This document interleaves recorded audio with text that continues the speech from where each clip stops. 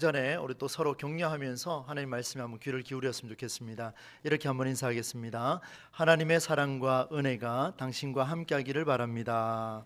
하나님께 사랑과 은혜가 당신과 함께하기를 바랍니다. 할렐루야. 사람을 사랑하시되 죽기까지 사랑하신 하나님의 놀라운 사랑과 은총이 날마다 저와 여러분의 삶에 넘쳐나기를 주의 이름으로 간절히 축원합니다.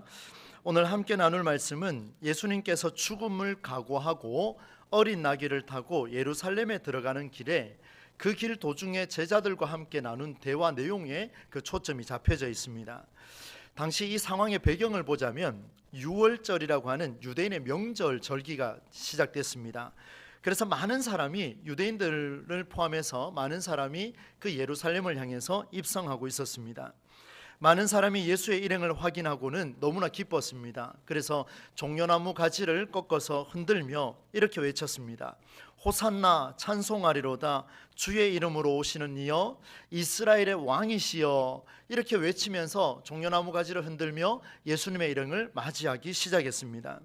아마 그 상황을 봤을 때는 장관이 아닐까 그런 생각이 들었습니다. 그런데 이 예수님의 주변에 모여 있는 제자들과 무리들에게는 특별한 목적이 있었습니다. 왜냐하면 이 본문이 등장하기 바로 앞에 본문들을 살펴보게 되면 4개 복음서가 다 기록을 하고 있는데요, 마태와 마가복음이 기록하고 있는 내용을 보니까 제자들이 서로 자기가 크다라고 이렇게 논쟁하는 장면이 등장을 합니다. 예수님을 따라와서 예수님과 함께하는 그 모습 속에 내가 더 예수님을 잘 안다, 내가 더 큰 자다, 이렇게 논쟁하고 있는 장면이 등장을 하지요. 그 중에 또 독특한 인물이 2사람이 등장을 합니다. 야고보와 요한이라는 사람은 예수님 왕이 되시거들랑 저를 왼쪽에 저를 오른쪽에 세워주십시오, 아예 대놓고 예수님에게 이 로비하고 있는 장면이 등장을 하게 됩니다. 예수님 따르는 무리도 마찬가지입니다. 왜냐하면 오늘 본문 앞부분에 등장을 하고 있는데요, 여러분 성경 17절 18절 말씀에 보시면 이런 내용이 들어있습니다. 얼마 전에 죽은 나사로, 이 나사로를 무덤에서 불러내서 다시 살리신 표적을 이 무리들이 알고 있었습니다. 그러니 얼마나 멋있겠습니까? 예수님이 들어올 모습을 보면서 드디어 우리의 왕이 오시는구나, 우리를 살려주시는 분이 오시는구나 환호성을 지릅니다. 여러분, 이를 지켜보던 바리새인들이 또 뭐라고 이야기하냐면 19절에 보니까 이제 다 틀렸습니다. 보십시오, 온 세상이 그를 따르고 있지 않습니까? 이제 포기 발언을 하기 시작을 합니다. 이제 이 상황을 정리를 하자면 이렇습니다.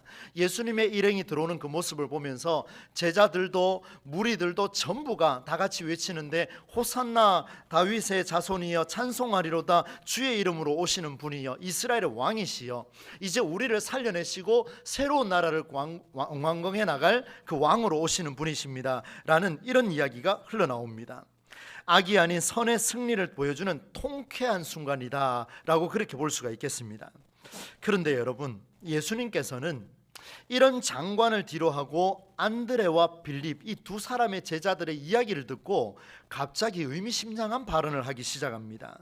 그 말씀이 오늘 23절인데요, 이 말씀은 오늘 핵심 구절입니다. 같이 한번 읽어보겠습니다. 시작.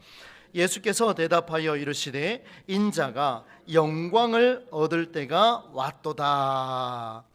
인자가 영광을 얻을 때가 왔도다.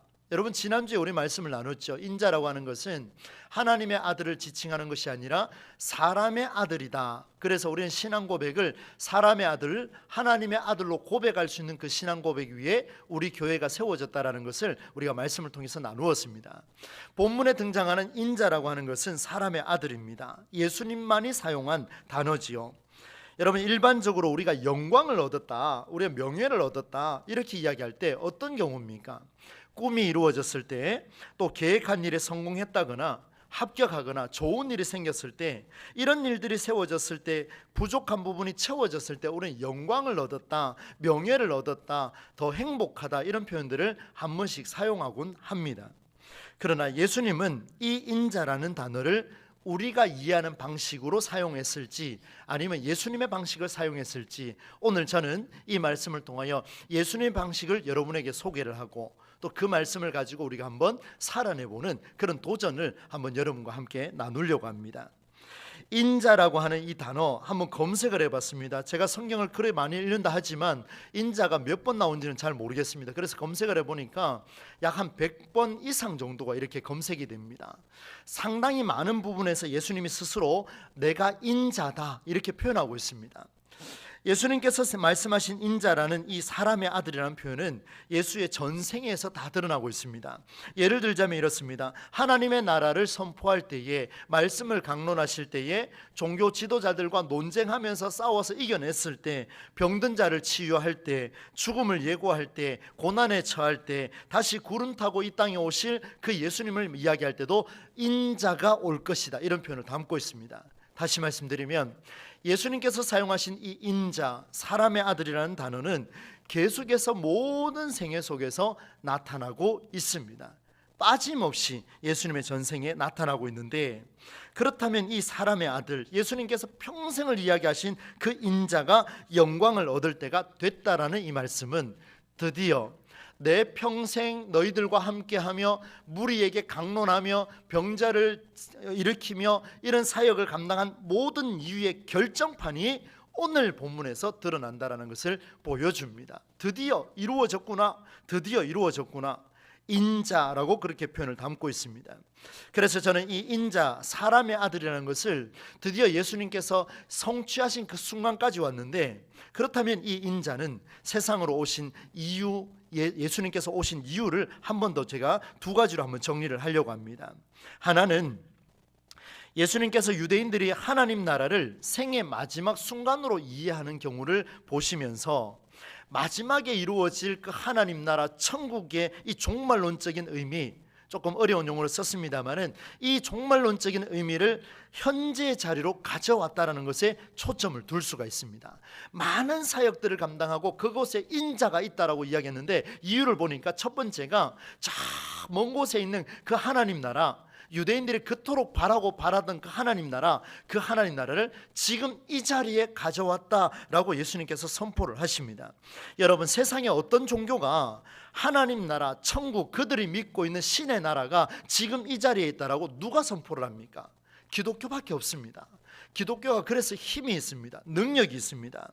여러분, 예수님이 아니셨다면 하나님 나라는 오늘까지 여전히 저 멀리 있는 인류의 종말 속에 있는 하늘 어느 곳에 있는 공간일 뿐입니다. 그런데 그런 공간을 오늘 예수님께서 우리 가운데 오셔서 우리의 무의미함을 의미 있게 만들어 주신 분이라고 우리는 믿음으로 고백할 수가 있습니다.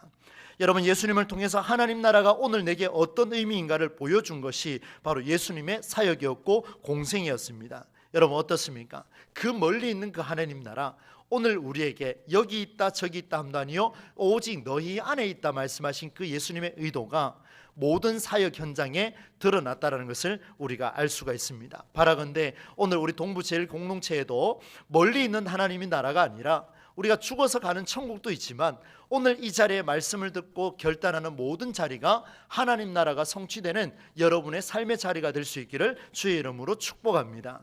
한 가지 더는요, 예수님께서 꽉 막혀있던 그 유대 율법주의를 완전히 오픈시켜 버렸습니다. 완전히 개방시켜 버렸습니다. 세금을 거두는 자들과 죄인이라고 낙인 찍힌 자들과 식사를 같이 했습니다. 대화를 했습니다. 스스로 나는 왕따다, 세리와 죄인의 친구라는 별명까지도 얻게 됐습니다. 예수님은 남들이 인정하지 않는 죄인들, 병든 자, 심지어 아이들까지 내게 오는 것을 멀리하지 마라, 가로막지 마라 선포하시면서 무의미한 삶을 살아가는 자들에게 생기를 불어넣어 주신 분이 바로 예수님이십니다. 요약을 하자면 이렇습니다. 여러분, 예수님께서는 저 멀리 있는 종말을 가져온 것이, 종말을 이야기한 것이 아니라 그것도 중요하지만 그 종말의 하나님 나라가 오늘 우리 가운데 있다. 내가 병자를 고치는 이곳에, 내가 말씀을 선포하는 이곳에, 오늘 21세기를 살아가는 우리의 하나님 말씀이 선포되는 이 자리에 하나님 나라가 절대적으로 임하고 있다. 이것이 첫 번째고, 두 번째는 모든 것을 개방시켜놨다. 누구도 예외가 없다. 이 말씀을 듣는 모든 자에게는 하나님의 은혜가 주어진다라는 것을 보여준 것이 예수님의 인자로서의 사역이었습니다. 사랑하는 성도 여러분, 이 두 가지 모두가 인자로서 예수님이 행한 일입니다. 그러나 더 정확한 결정판의 메시지가 있습니다. 오늘 마가복음 10장 45절 말씀을 같이 한번 읽어볼 텐데요, 이 말씀은 마태복음 20장 28절과 똑같은 내용입니다. 토시 하나 안 다릅니다. 여러분, 이 말씀을 우리 자막이 나오는 대로 같이 한번 읽으면 좋겠습니다. 함께 읽겠습니다. 인자가 온 것은 섬김을 받으려 함이 아니라 섬기려 하고 자기 목숨을 많은 사람의 대속물로 주려 함이니라. 아멘. 할렐루야. 여러분, 인자라는 단어가 아주 결정적으로 여기에 등장을 하고 있습니다. 한번 보십시오. 인자가 온 것은 섬김을 받으려 함이 아니라 도리어 섬기려 하고 자기 목숨을 많은 사람의 대속물로 주려 함이니라.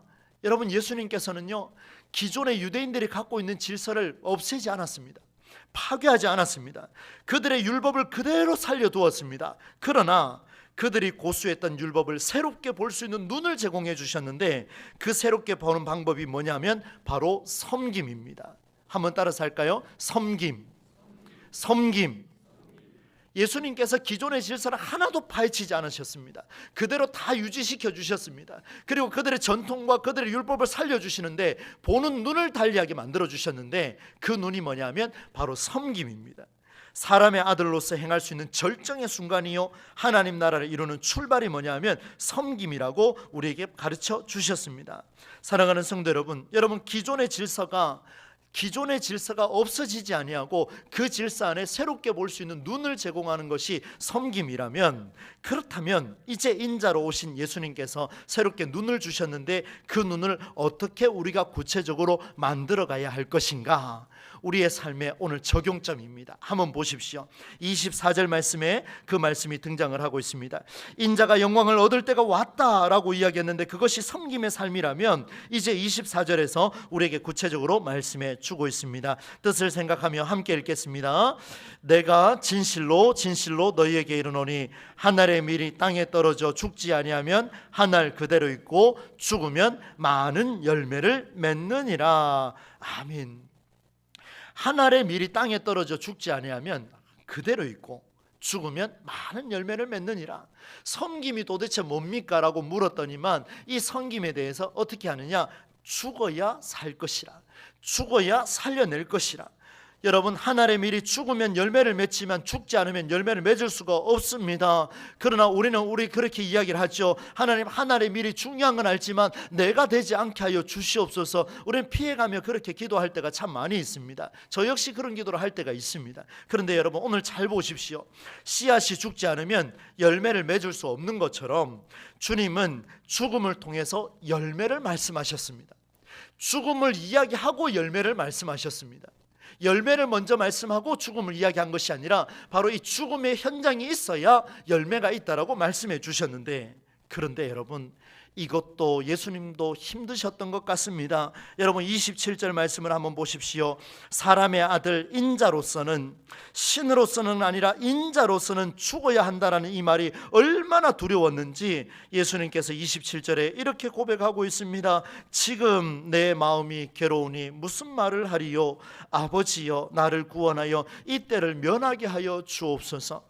아버지여, 나를 구원하여 이 때를 면하게 하여 주옵소서. 죽어야 산다는 거 압니다. 알아요.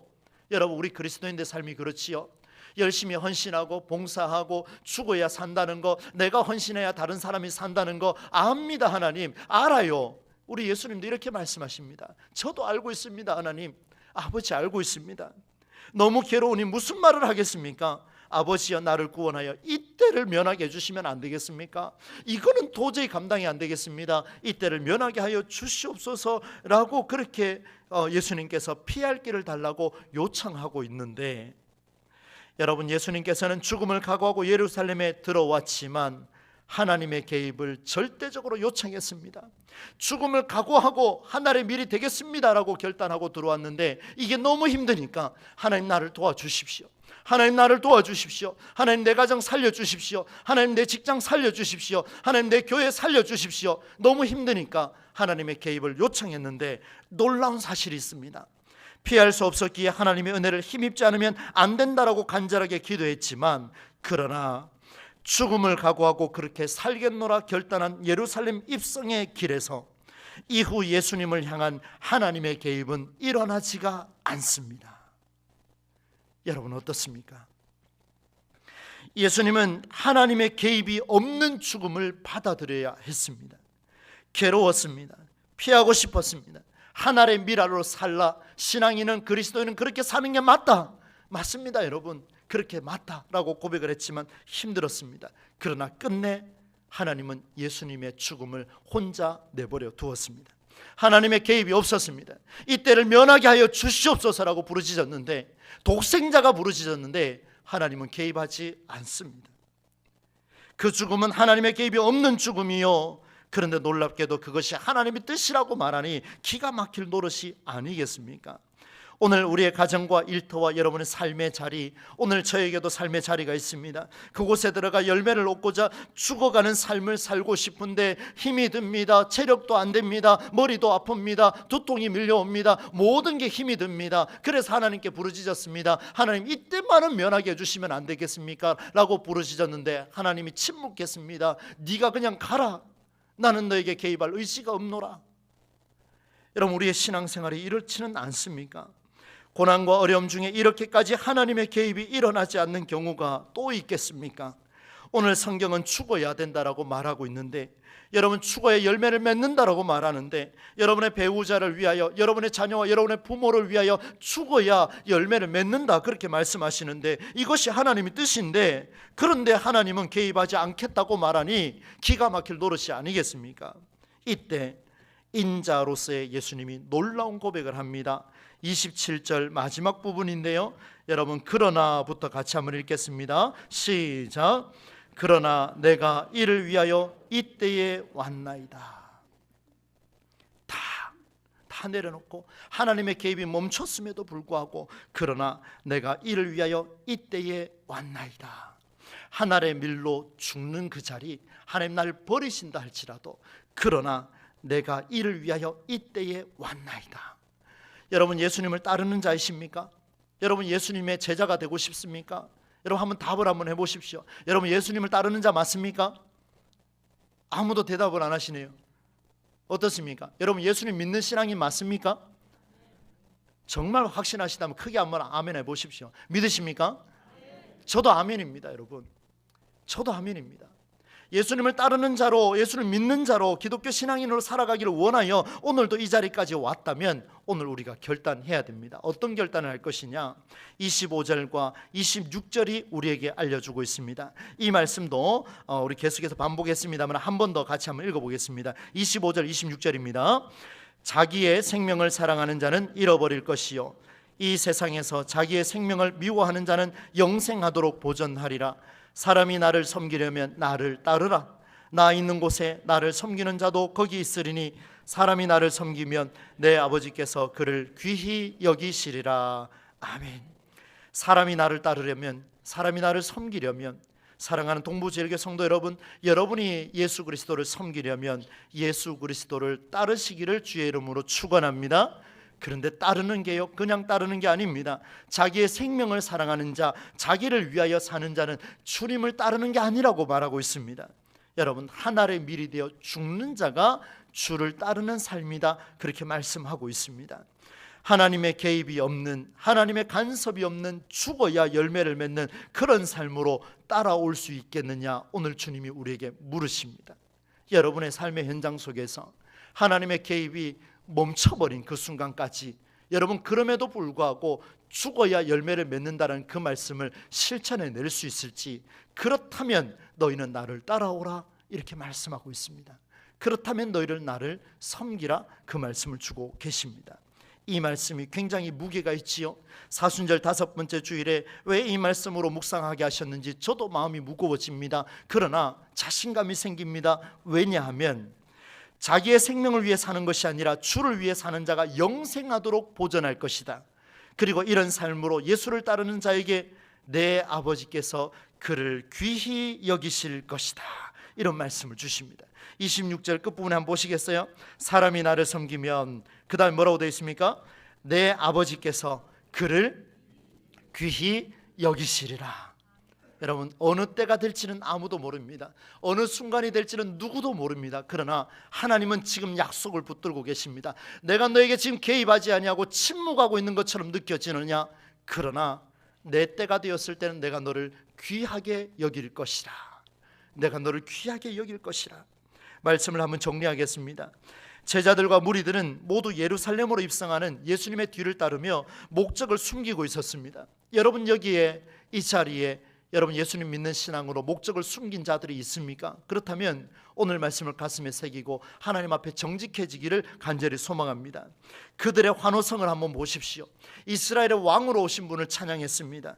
그들은 하나님의 개입을 통한 새로운 왕을 원하고 있었습니다. 하나님이 철저하게 간섭하여 이스라엘을 살리고 로마를 박해하는, 로마를 완전히 무너뜨리고 세계를 제패하는 그런 왕을 기대하고 있었습니다. 누구의 간섭으로요? 하나님의 간섭으로 기대하고 있었습니다. 그러나 예수님의 발걸음은 완전히 달랐습니다. 괴롭고 고통의 현장이었으며 하나님의 침묵이 깔린 현장, 죽음을 각오했지만 하나님의 개입은 전혀 나타나지 않는 죽음으로 갈 수밖에 없는 그 현장, 바로 예수님이 걸어가셨습니다. 우리가 주를 따른다면 이 길을 걸어야 할 것입니다. 우리의 인생에 절망의 순간이 있습니까?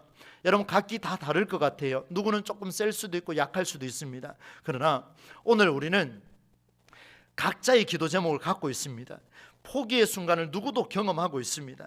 눈물과 한숨의 순간, 이 모든 일에 예수님을 기억하는 우리의 삶이 되어야 할 텐데, 여러분 보십시오. 아버지 하나님의 손길마저 느껴지지 않는 여러분의 가정이 있습니까? 여러분의 직장이 있습니까? 여러분의 미래가 있습니까? 그렇다면 오늘 예수님을 기억합시다.